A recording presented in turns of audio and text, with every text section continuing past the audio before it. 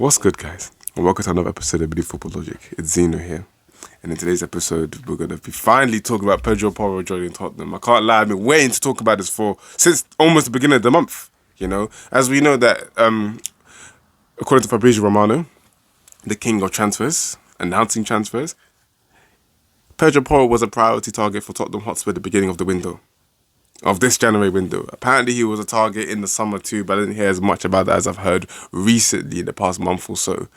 And, Sporting made it clear to Tottenham, we want you to pay the release clause. But we know Tottenham. Yeah, they rip off merchants. They always are looking for a bargain basement deal. And it took them the best part of 28, 29 days to get a here we go.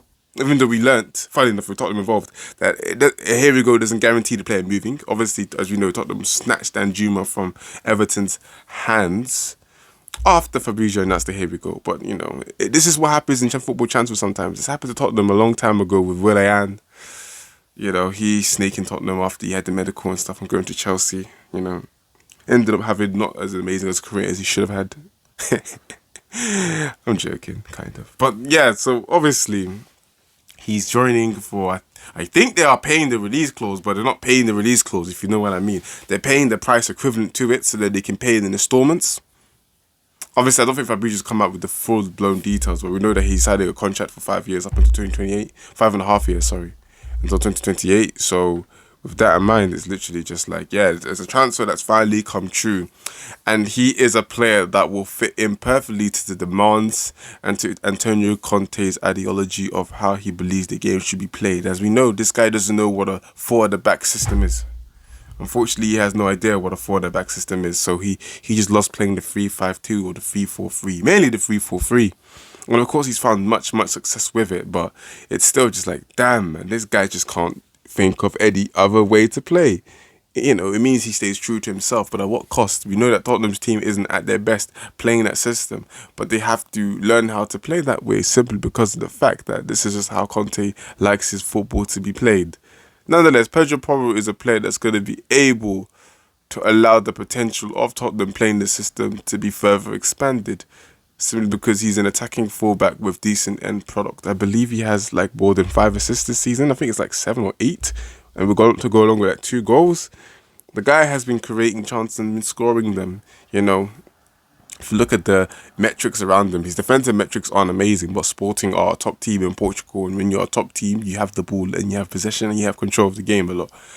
I believe his defensive abilities are to standard, and we'll find that out. But when you play 3 at the back with 2 midfielders that are capable of getting back and defending, maybe the wing-backs don't need so much pressure to really go back and defend as much as you would expect. But obviously, as you know with Conte, he is more on the defensive side of the spectrum in terms of, how positive the system is between attack and defence. But, of course, Pedro Porro is a huge upgrade on what Tottenham currently have in Emerson, Doherty, and Jed Spence. Even though Jed Spence is not eligible to be compared with because of the simple fact he hasn't got enough minutes to be eligible, but nonetheless, Doherty, of course, has probably been the player most suited to the system for Tottenham, and he's had some decent performances, especially before he was injured. And unfortunately, since the injury, he hasn't quite been able to reach those heights. Emerson just isn't capable. In fact, I feel like, and I think some people actually agree with me on this, Emerson should actually be converted into a right centre-back. He has the physical tangibles, and he's actually, a very good defensive player at times, most of the time. His attack has got much less to be desired. In fact, his attacking abilities are extremely poor, especially his crossing.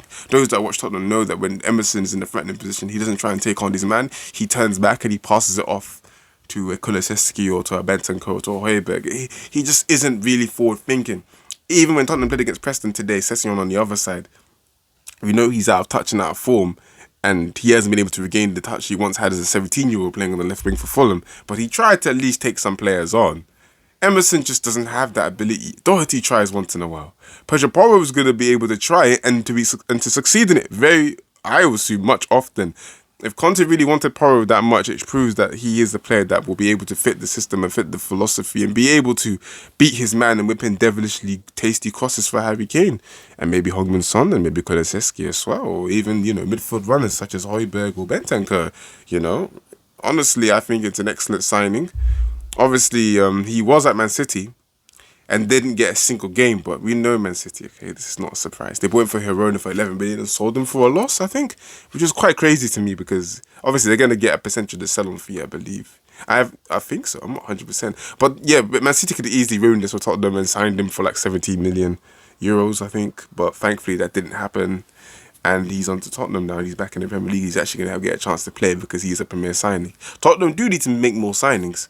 You know, they were linked to Zaniolo earlier on in the window, and Skriniar was available, who was a pass target in the past. But as we know, Conte apparently wasn't a huge fan of Skriniar, but did praise his attitude in terms of like, you know, his performances and being able to like put in a good performance despite you know, being linked to a move away, and Conte not minding him being linked to a move away. So it's actually no surprise we look at the big picture that Tottenham didn't make a move for Skriniar, who's basically a PSG player now. But it's been a while and it's been a hot minute in the sense that since he's been linked to joining Tottenham, so it's no surprise that it was never going to happen. But the truth is, back to Pedro Porro, it's a good signing and one that improves them. He's a player that offers them what they don't have. He has speed, pace. He can grip a good ball in. He creates chances. And of course, he might be slightly suspect defensively if you look at the numbers. But let's be honest. Let's not look at the numbers. Let's just put him in that position in the Premier League and let's see how well he performs. He plays in a similar system at Sporting, so it shouldn't be so dissimilar for him. And I feel like it's an excellent signing, but Tottenham still have to improve, especially in terms of recruiting an attacking midfielder to be able to have the flexibility to switch between 3-5-2 and 3-4-3. And on top of that, also a centre-back, or centre-backs, should I say, because as we know, the likes of Dyer, Davison Sanchez, Ben Davis, probably Tanganga as well, everyone probably except for Romero, it's just not up to standard. You know, these guys, especially Dyer and Davis, are rotation options. Davison Sanchez, after his performance against Preston, you know, Conte thought putting the captain's armband on make him suddenly capable of playing football, but it didn't work. Nonetheless, let's just end it here. Pedro Porro, positive signing for Tottenham. It took way too long. Yeah, this deal could have been done in about 2-3 weeks at most. It's taken pretty much the whole month. And I don't know if Tottenham are going to make any more signings, even though you feel like they might need to. But who knows? Pedro Porro might be an absolute game changer and completely change the way people perceive Conte's system. And sadly, Tottenham look a lot better as a team. Of course, they still got the other side to deal with. Destiny Udogi's out on loan and he's perceived to be the answer. So we'll wait and see how that goes. But yeah, I think I'm going to end it here. Thank you guys for listening and I'll catch you in the next episode of Mini Football Logic. Mini Logic.